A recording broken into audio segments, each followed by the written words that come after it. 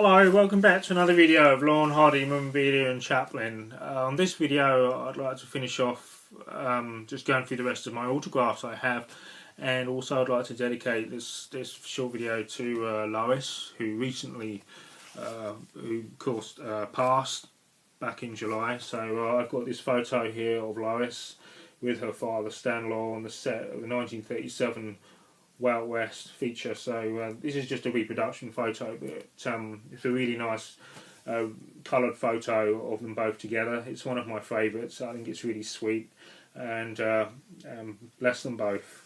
So moving on from that, I have this letter. This is an original letter from Santa Monica, his retirement home where he spent the rest of his life.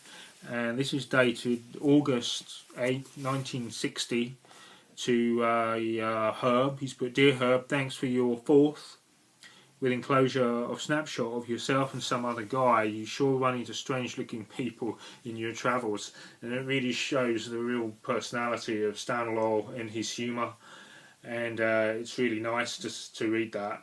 So you can learn a lot just by reading different letters on Stan Laurel and what he was really like in real life. And it's a shame that the original photo with this letter is not there. So it'd be nice to see.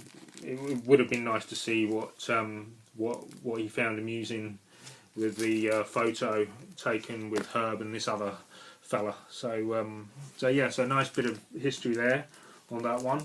And then I have 2 original Stan Laurel checks, Stan Laurel signed checks. The first one is he signed that to a Bullock for $5.75 on May the 12th, 1930. And then the other check is to Ben W. Shipman, who was their business associate and attorney. He signed that on December 3rd for $250, which was a hell of a lot of money, and dated 1929. So that is a really rare one to get, especially if it's ones related to business associates that they worked with or people they knew directly. So just a bit of history behind that. Lois, Stan's daughter, has put, "Nearly every morning there would be something in the mail from his attorney and former Hellrate Studios business manager Ben Shipman related to business. They were on the phone constantly too. By the late morning he'd be making his phone calls." So it sounds like he had a pretty hectic time with Ben Shipman, with ongoing problems or just general business inquiries. And then just about Ben Shipman, it's put, "Ben W. Shipman had the unvenable task of sorting out domestic problems of both Stan and Babe. Speaking of them, in 1966 he said, 'Such sweet men, but oh the problems they could get into, particularly Stan, but Babe too. And most of it was women trouble.'"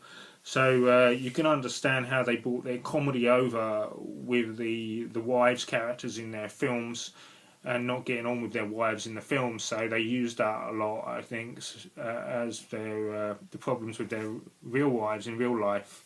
I'm not even going to go into how many times they were married and divorced, because that would be another subject. I remember once in Stan's check with Marshall History, when it looked as if things couldn't get much more mixed up than they were. I expressed my wonder at the very complexity of all this to Stan. He tried to smooth me by saying, "Ben, don't worry. I know you'll work it out. Things are fine." I said to him, "If things are fine, how the hell do you explain why I'm so screwy?" That made him laugh, which is just why I said it.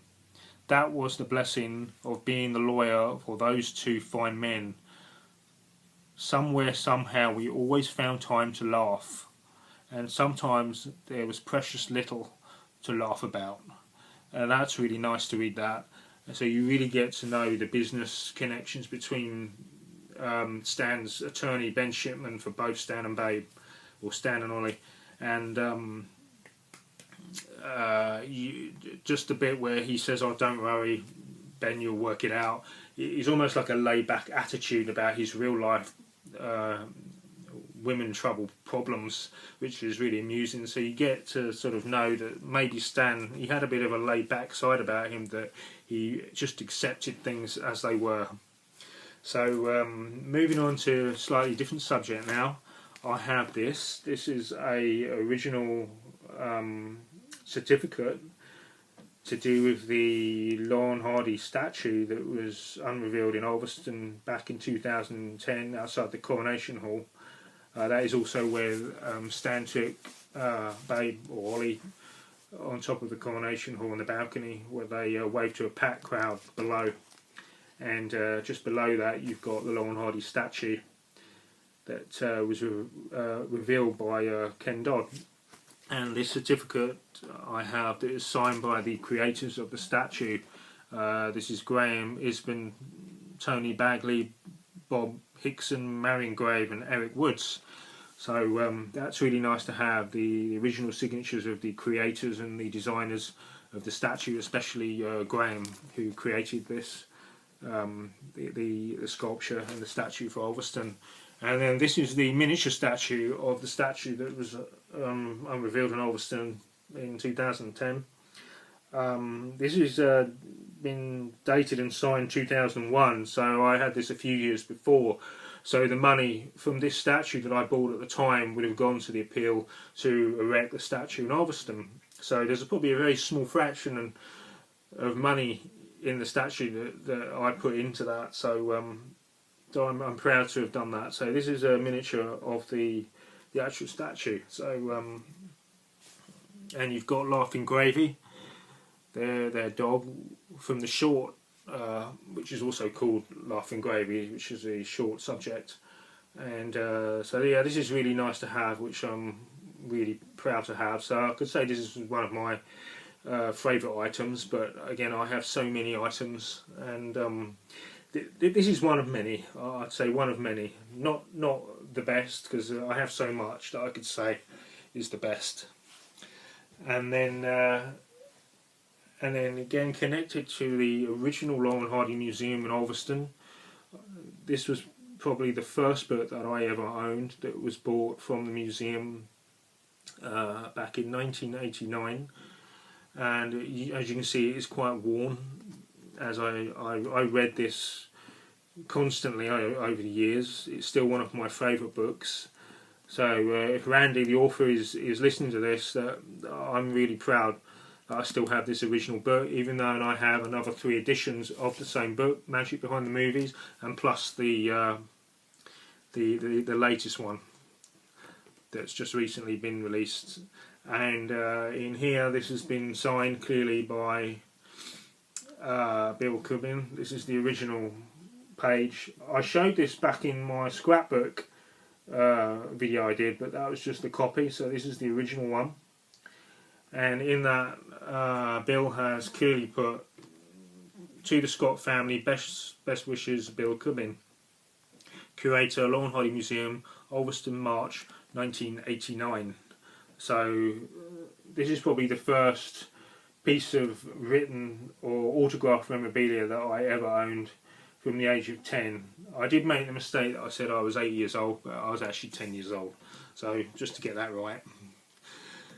So yeah, so there it is. And so that was the first original piece of memorabilia I bought from the museum back in 1989. And then the 2 posters behind me, the famous Stax one, and the one just behind me there, that is the one from Early to Bed.